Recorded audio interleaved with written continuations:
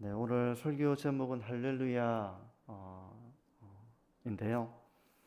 오늘 우리가 읽은 19장 1절부터 10절까지는 한 부분은 하나님에 대한 찬양을 담고 있습니다. 할렐루야 하는 찬양을 담고 있고요. 또 다른 한 부분은 호린잔치에 대한 것입니다.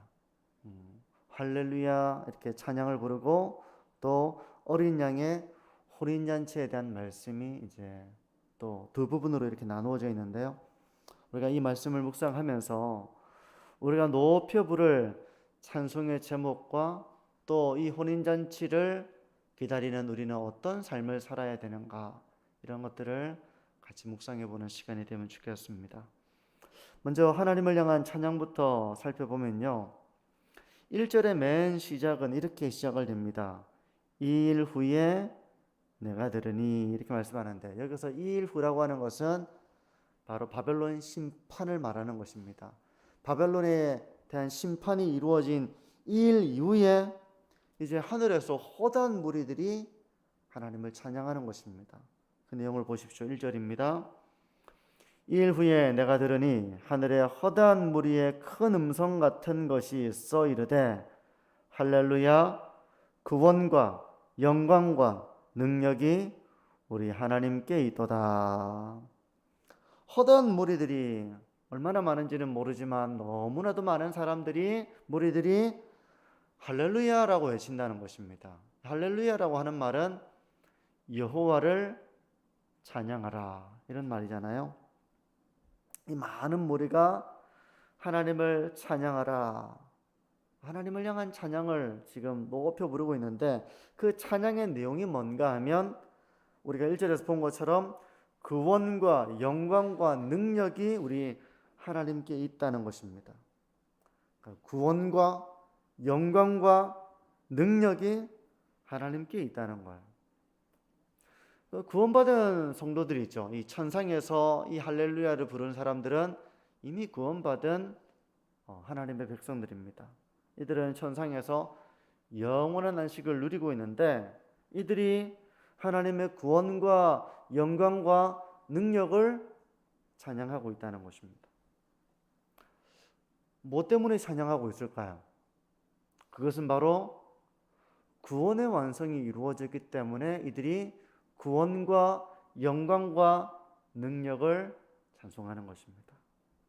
이 구원의 완성이라고 하는 것은 바로 영광스러운 몸을 입고 부르는 성도의 찬양이에요.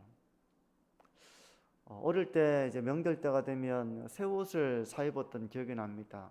1년에, 그때는 뭐 옷을 1년에 한 번 정도 사 입었던 것 같거든요. 명절 때. 그러면 새 옷을 입고 너무 기뻐하던 이제 그 기억이 나는데, 이 영광스러운 몸을 입고 성도들이 너무나도 기뻐하며 구원과 영광과 권능이 하나님께 있다, 이렇게 고백하며 할렐루야를 외치고 있는 것입니다.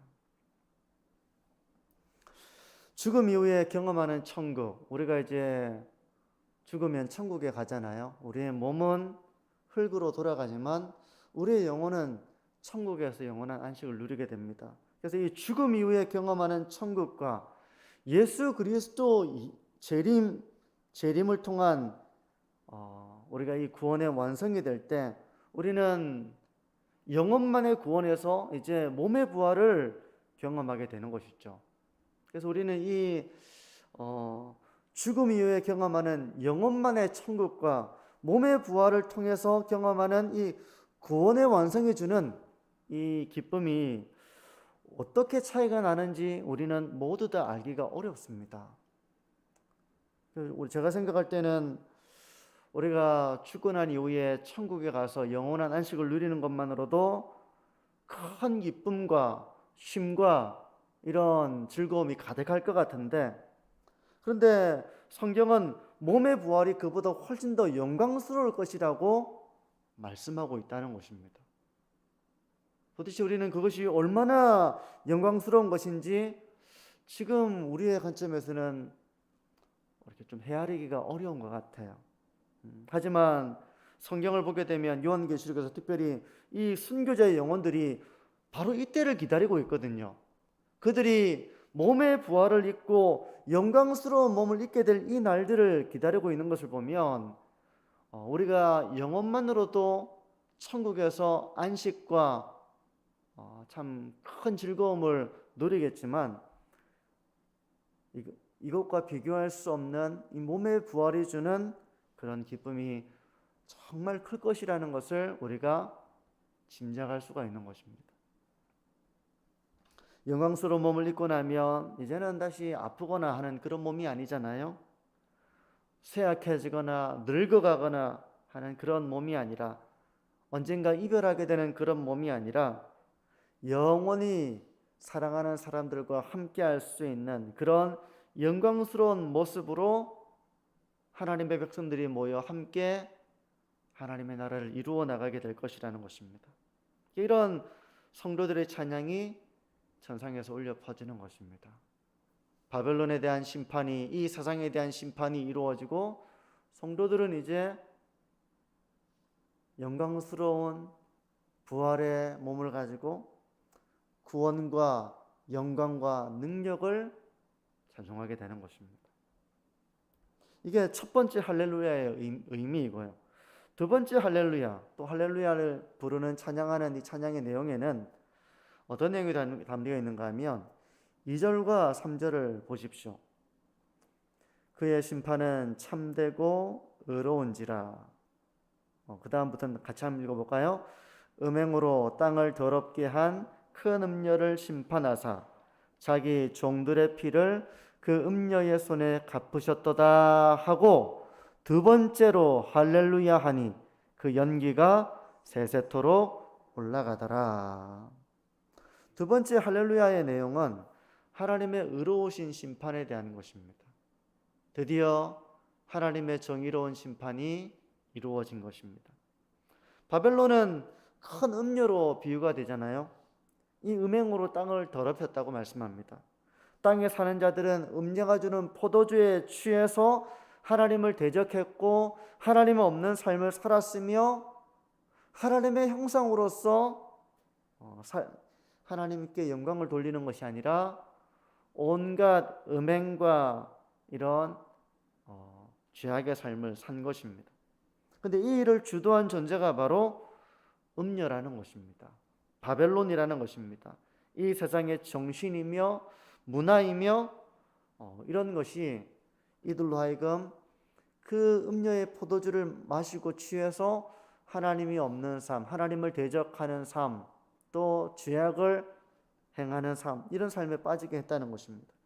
그런데 이제 이런 세상의 심판을 당하자 천상의 성도들이 할렐루야 하고 하나님의 의로우신 심판을 찬양한다는 것입니다. 마치 범죄자에 대해서 법이 의롭게 적용될 때 의로운 사회가 되는 것처럼 하나님의 의가 비로소 완성된 것에 대한 기쁨의 찬양을 드리는 것입니다. 그러니까 첫 번째 할렐루야가 구원의 완성에 대한 것이라면, 이 두 번째 할렐루야는 하나님의 의로우신 심판이 완성된 것에 대한 성도들의 찬양이에요.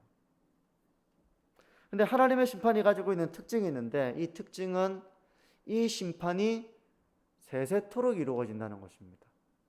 이 심판이 영원토록 이루어진다는 것입니다. 그래서 연기가 세세토록 올라가더라 라고 3절에 말씀하고 있잖아요. 연기가 세세토록 올라가더라. 이 연기라고 하는 것은 바로 심판의 연기입니다. 그러니까 성읍이 불이 타면, 성을 항상 이렇게 함락시키고 나면 불을 지르잖아요. 불을 지르거든요.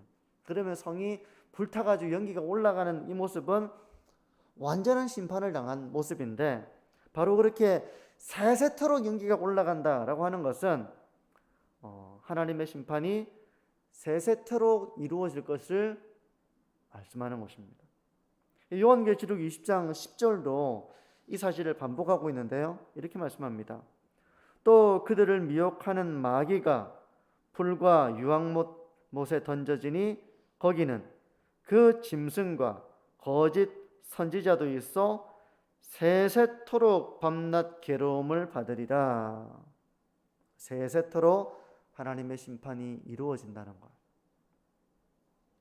근데 우리가 이제 이런 하나님의 심판을 생각할 때 우리가 조금 묵상해 볼 부분은, 성도도 이 세상에서는 어려움을 당합니다. 고난을 당합니다. 근데 성도가 당하는 이 고난은 일시적인 것이지만 또 이 악인들은 이 세상에서 이 악으로 말미암아 잠시 권세를 누리는 것처럼 보이지만 그들의 심판은 세세토록 이루어지고 성도는 세세토록 하나님의 복을 누리게 된다는 거예요. 그러므로 우리가 이 죄 많은 세상에서 잠깐 고난당하는 것으로 우리가 하나님, 왜 믿음의 사람들이 이렇게 하나님을 경외하며 살아가는데 이런 어려움을 당합니까?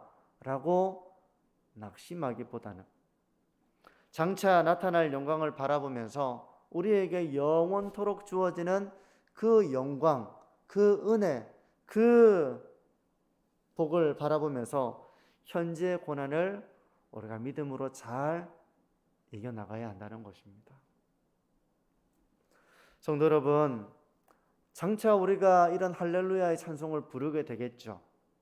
우리가 이 할렐루야 찬송을 부르게 될 텐데, 우리가 이 땅을 살아가면서도 우리가 늘 이렇게 할렐루야 찬송의 삶을 살아야 할 줄 믿습니다.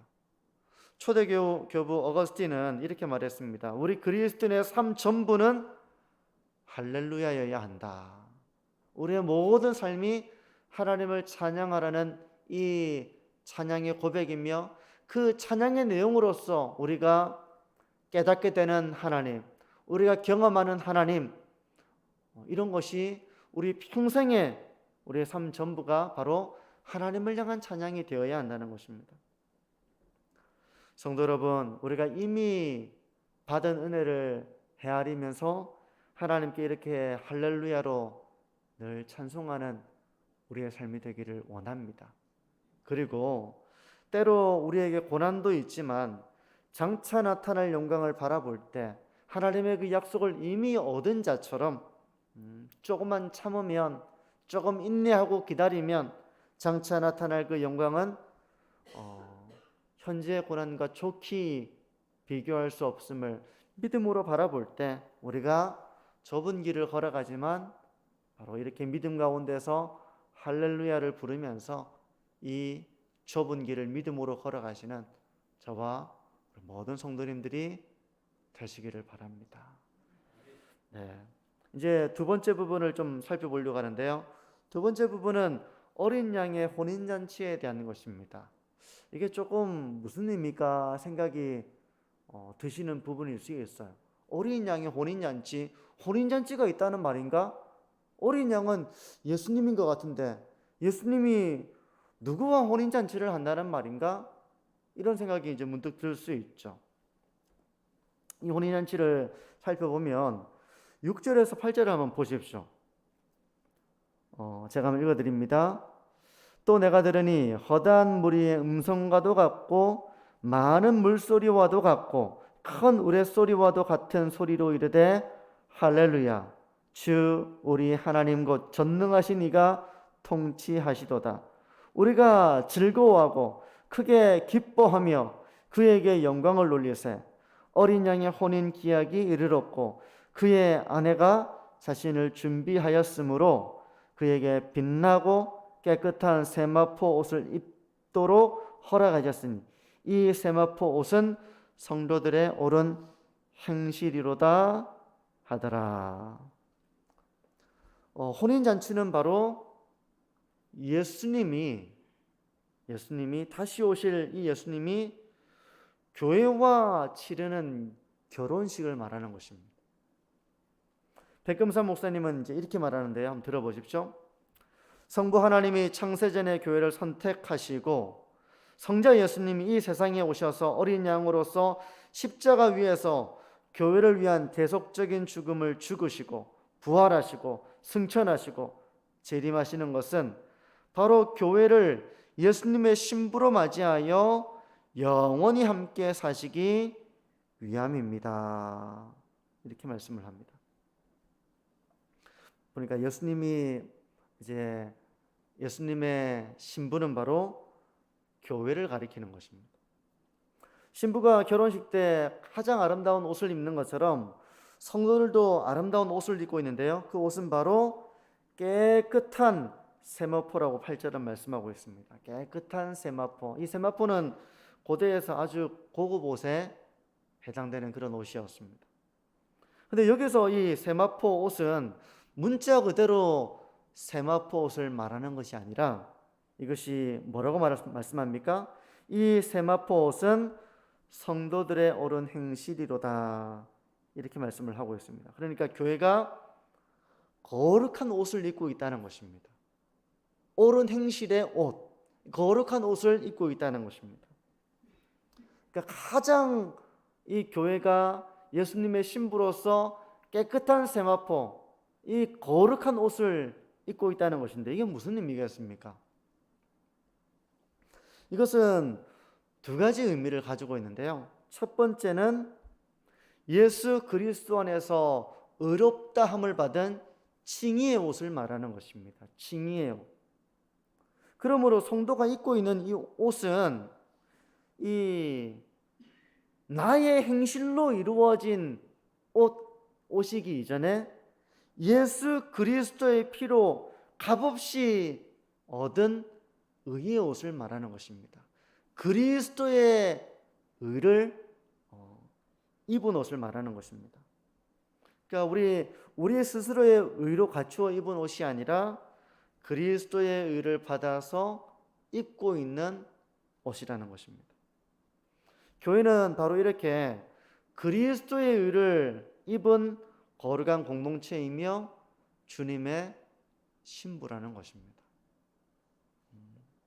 그런가 하면 이 성도들의 옳은 행실이라고 하는 것은 두 번째 의미는, 첫 번째가 칭의의 옷이라고 했잖아요.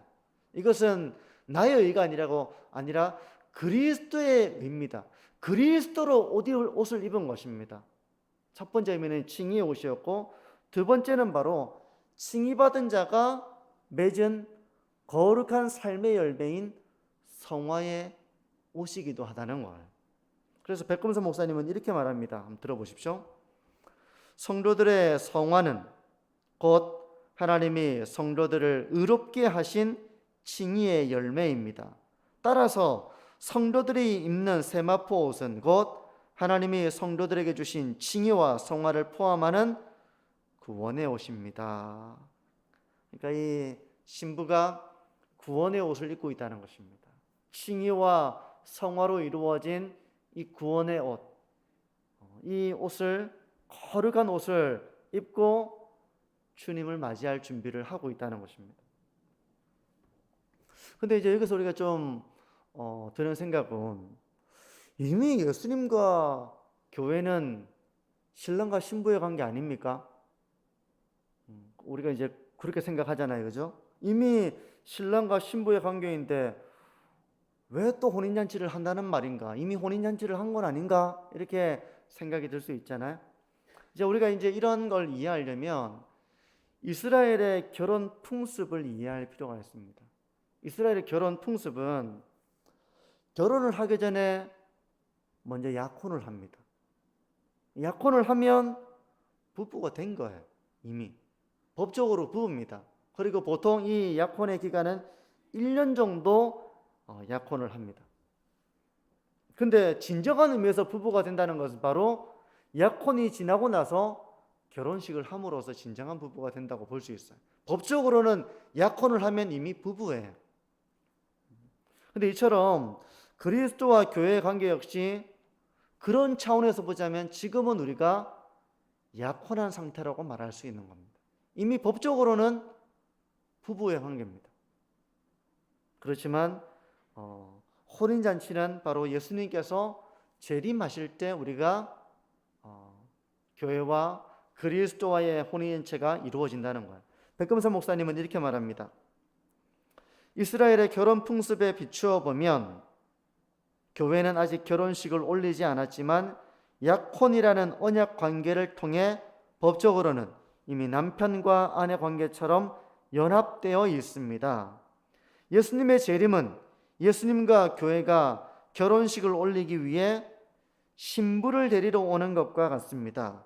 그리고 예수님의 재림으로 인해 이어질 새 하늘과 새 땅은 신랑 되신 예수님과 신부된 교회의 영원한 신혼집과 같은 것입니다. 이렇게 말씀을 합니다. 그러니까 지금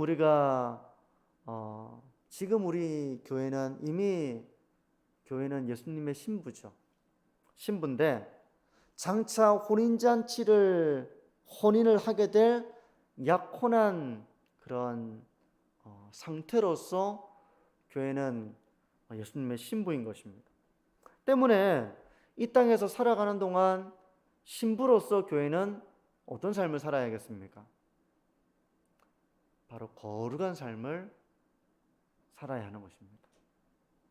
어린 양 대신 예수님과 약혼을 함으로써 법적으로 신부가 되었는데 장차 이루어질 이 혼인잔치를 준비하며 우리가 주님 오심을 기다리며 성화의 아름다운 열매를 맺어 나가야 한다는 것입니다. 이미 우리가 칭의의 옷을 입고 있습니다. 이제 칭의의 옷을 입고 있는 자로서 성화의 아름다운 열매를 맺어 나가는 그런 주님의 신부로서의 삶을 살아야 한다는 것입니다. 이제 말씀을 정리하겠습니다. 하나님의 영원하신 심판은 우리의 구원이 완성되는 때입니다. 때문에 하나님의 의로우신 심판이 이루어질 때 교회는 할렐루야로 구원의 하나님을 찬양하게 될 것입니다. 또한 이 하나님의 심판은 세세토록 이루어지게 될 것입니다. 그러므로 우리가 이 땅에서 잠시 고난을 받을 때가 있지만 하지만 우리가 장차 나타날 영광을 바라볼 때 잠시의 고난으로 우리의 믿음이 흔들려서는 안 되고 장차 나타날 영광을 바라보며 찬송을 부르며 이 믿음의 길을 우리가 잘 걸어가야 한다는 것입니다. 하나님의 의로우신 심판 앞에서 성도는 바로 이렇게 할렐루야라고 찬송을 부르게 될 것입니다. 그리고 우리가 이 땅을 살아가는 동안에도 이미 받은 구원의 은혜를 기억하며 할렐루야를 부르고요.